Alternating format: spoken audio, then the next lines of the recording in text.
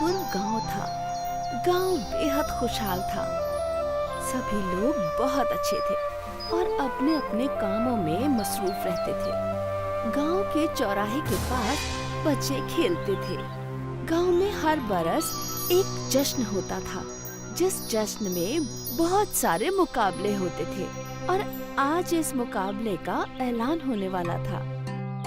सुनो सुनो सुनो, इस साल गांव के वार्षिक महोत्सव में एक नए मुकाबले का इंतजाम किया गया है।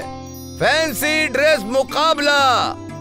जो जीतेगा उसे चीफ गेस्ट के हाथ से इनाम दिया जाएगा। और तो और इनाम में 10 बोरी चावल, 2 बोरी दाल भी है। आप लोग इस मुकाबले में हिस्सा जरूर कीजिए। फैंसी ड्रेस मुकाबला? वो क्या होता है? इतना भी नहीं पता बेवकूफ। ये वो मुकाबला है जिसमें हमें अलग शक्ल सूरत बनानी होती है। मैं तो शहजादी की शक्ल सूरत बनाऊंगी। हम भी। और तुम भी ना। उससे क्या पूछ रही हो? उसके पास तो ढंग के कपड़े भी नहीं हैं। वो क्या मुकाबले में भाग लेगी? हाँ। मीना ने अपने फटे पुराने लिबास को देखा और उसे शर्मिंदगी महसूस हुई। और तभी मीना ने ऐलान के बारे में सोचा। अगर हम प्रतियोगिता जीत गए तो हमारे घर में कई महीनों का राशन हो जाएगा, लेकिन हमारे पास तो कोई अच्छा लिबास नहीं है। अम्मी से पूछते हैं। मीना दौड़ते हुए घर पहुंची। उसकी माँ अनुराधा एक बेवा थी। अनुराधा को सिलाई का काम आता था, इसलिए वो दर्जी का काम करके अपना और अपनी बेटी का पेट पालती थी। उनकी माली हालत बेहद खराब हो चुकी थी। अम्मी, हमें फैंसी ड्रेस मुकाबले में हिस्सा लेना है। अब ये क्या नया? तुम तो हमारे हालात जानते ही हो ना मीना। हाँ अम्मी, पर इनाम 10 बोरी अनाज और 2 बोरी दाल है। ये सुनकर हमने सोचा कि अगर हम जीत गए तो कई महीनों का अनाज हमारे पास होगा। तो और आपको तो कपड़े सिलना भी आता है। कपड़े सिलने आते तो हैं बेटा, पर सिलने के लिए हमारे पास कपड़े कहाँ हैं? हमारे पास तो सिर्फ सफेद साड़ियाँ हैं। अगर उससे तुम्हारे लिए कुछ सिल पाऊँ तो बता दो। मीना सोचने लगी कि सफेद साड़ियों की वो कौन सा फैंसी लिबास बनवा सकती है। तभी उसे एक ख्याल आया। अम्मी, हम परी बन सकते हैं। परियां तो सफेद लिबास पहनती है ना? हाँ, लेकिन परियों के ड्रेस पर बहुत सारी सजावट होती है, जैसे मोती, फूल, चमकी। वो सब हम कहाँ से लाएंगे? आप लिबास बनाना शुरू तो कीजिए, हम कुछ न कुछ ढूंढ लेंगे। ठीक है। अगले रोज मीना खेलते खेलते जंगल में चली गई। वो अक्सर जंगलों में जाया करती। उसे तितलियों का पीछा करना और हिरणों के साथ खेलना बेहद पसंद था। और यूं ही वो जंगल के अलग जगह पर चली गई। ये कौन सी जगह है? हम पहले तो कभी यहाँ नहीं आए। उस जगह बहुत सारे रंग बिरंगे फूल थे और बीच में एक बड़ा सा पेड़ भी था। वाह, ये कितना खूबसूरत है। काश हम इन्हें अपने लिबास पर लगा पाते। तभी अचानक वो दरख्त बोलने लगा। बिल्कुल लगा सकती हो। ये कौन बोला? इधर देखो, इधर मैं हूँ। मीना को अपनी आंखों पर यकीन नहीं हो रहा था। वो दरख्त बोल रहा था और उसकी आंखें भी थीं। ये कैसे हो सकता है? हो सकता है क्योंकि तुम यहाँ जादुई जंगल में हो।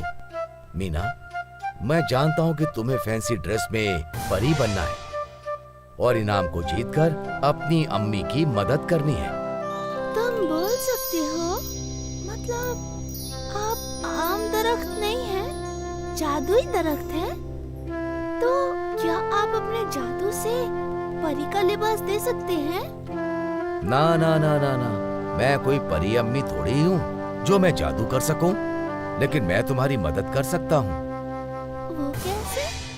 तुम्हें जो फूल पसंद है उन्हें तोड़ लो, फिर उन्हें अपने कपड़ों पर सिलवा लेना।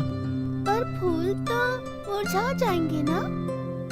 अरे ये तिलस्मी फूल हैं, कभी नहीं मुरझाएंगे। अरे वाह, मीरा ने तुरंत रंग बिरंगे फूल तोड़ लिए।